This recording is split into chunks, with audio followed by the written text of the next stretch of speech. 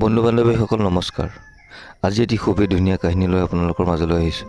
আশা কৰোঁ কাহিনীটি আপোনালোকে শেষলৈকে শুনিব। নাই নকওঁ, আগৰবাৰৰ দৰে আধাতে আমনি পাই নুশুনিবা তুমি। কৃত্ৰিম খং দেখুৱাই নিজৰ বাগদত্তা অৰ্পণাক ক'লে প্লাৱনে।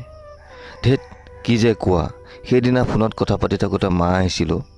আজি একেলগে আছোঁ, কোৱা না প্লিজ, হাতত ধৰি অৰ্পণাই ক'লে। শুনিবাতো? অঁ কোৱা আকৌ। আইতাই কৈছিল মোক কাহিনীটো, বহু বছৰ আগৰ কাহিনী।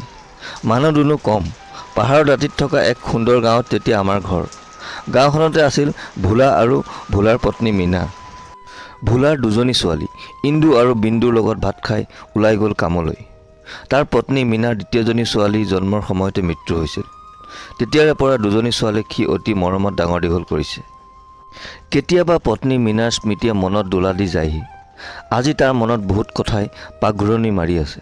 ডাঙৰজনী ছোৱালী ইন্দুৰ বয়স বিয়া দিবৰে হৈছেহি।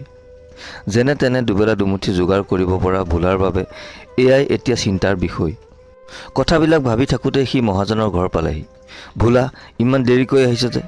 যা সোনকালে যা, গৈ আজি গোটেইখিনি ধান কাটি শেষ কৰিবই লাগিব। মাত শুনাৰ লগে লগে ভোলা গুচি গ'ল পথাৰলৈ। চাৰিওপিনে হোৱা দোৱা লাগিল। কাম কৰি থকা অৱস্থাতে ভোলাক ঘেৰি ধৰিছে সকলোৱে। ওচৰৰে গাঁৱৰে ওজাক মাতিবলৈ দুজনমান ল'ৰা দৌৰি গ'ল। কিছু সময়ৰ পিছত ওজা আহিল। কিছু দেৰি হোৱাৰ বাবে বচাব নোৱাৰিলোঁ। সাপৰ বিষ মূৰলৈকে উঠিল। ছোৱালী দুজনীক এৰি গুচি গ'ল ভোলা। দেউতাকে অতি মৰমেৰে ৰখা ছোৱালী দুজনী হ'ল ঘাট মাৰা। সৰুজনী ছোৱালী বিন্দুৰ দায়িত্বও আহিল ইন্দুৰ ওপৰতে। জীৱনৰ 18টা বসন্ত গৰকা ইন্দু দেখিবলৈ বৰ ধুনীয়া। ঈষৎ কলা বৰ্ণৰ তাইৰ চেহেৰা। ওঠৰ বাওঁপিনে গালত থকা এক তিলে যেন তাইক দেখিবলৈ আৰু ধুনীয়া কৰি তুলিছে। ইন্দুৰ জীৱনত এতিয়া প্ৰতীক্ষা সেইজনৰ, যিজনে আকৌ ফুলাই উঠাব পাৰে দেউতাৰ মৃত্যুত লেৰেলি যোৱা ফুল পাহিক, যিয়ে পূৰ্ণতা প্ৰদান কৰিব তাইক, যিজনে জীৱনত সুৰক্ষা প্ৰদান কৰিব তাইক আৰু তাইৰ মৰমৰ ভনীজনীকো। গাঁৱতো চলিছে গুণাগথা। ভোলাৰ মৃত্যুক কোনেও সহজভাৱে ল'ব পৰা নাই। ছোৱালী দুজনৰ প্ৰতিও চিন্তা হৈছে বহুতৰে। হঠাৎ ডাঙৰ ছোৱালী ইন্দুৰ প্ৰতি সদয় হৈ উঠিছে গাঁৱৰ মহাজন।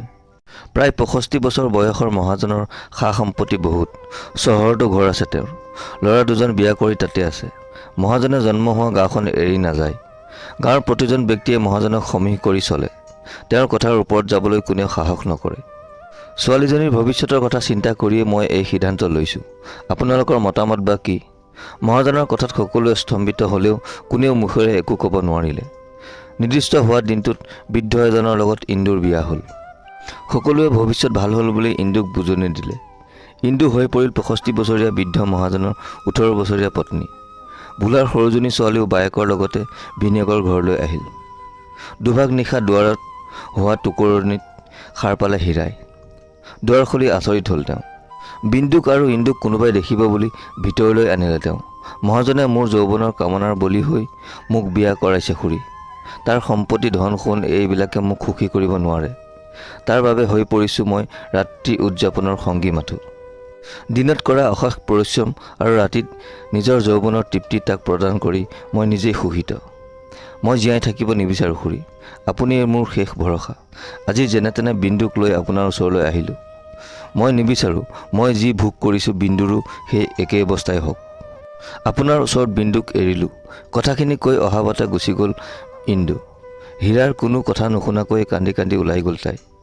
গাঁৱৰ কিছু নিলগত নদীৰ বালিচৰত নিথৰ হৈ পৰি আছে এক দেহ। জীৱনৰ বাস্তৱ সত্যৰ ওচৰত হাৰ মানিলে তাই। মহাজনৰ মানুহবিলাকে অৱশেষত তাইক বিচাৰি পালে। গাঁৱৰ মানুহ সকলো বুজি উঠিল ইন্দুৰ দুখ। তাইৰ কিয় সেই অৱস্থা হ'ল। মহাজনৰ বিৰুদ্ধে মাত লাহে লাহে উঠিব ধৰিলে। হীৰাৰ পৰিয়ালো ইন্দুক লগত লৈ 2 বছৰৰ পিছত গাঁওখন এৰি অন্য ঠাইলৈ গ'ল। মহাজনৰ প্ৰতিপত্তি কমি আহিল। নিজৰ মাত গাঁৱৰ ৰাইজে ঘূৰাই পালে ইন্দুৰ দেহৰ বিনিময়ত। ফোনৰ শব্দত অৰ্পণা অতীতৰ পৰা ঘূৰি আহিল বৰ্তমানলৈ।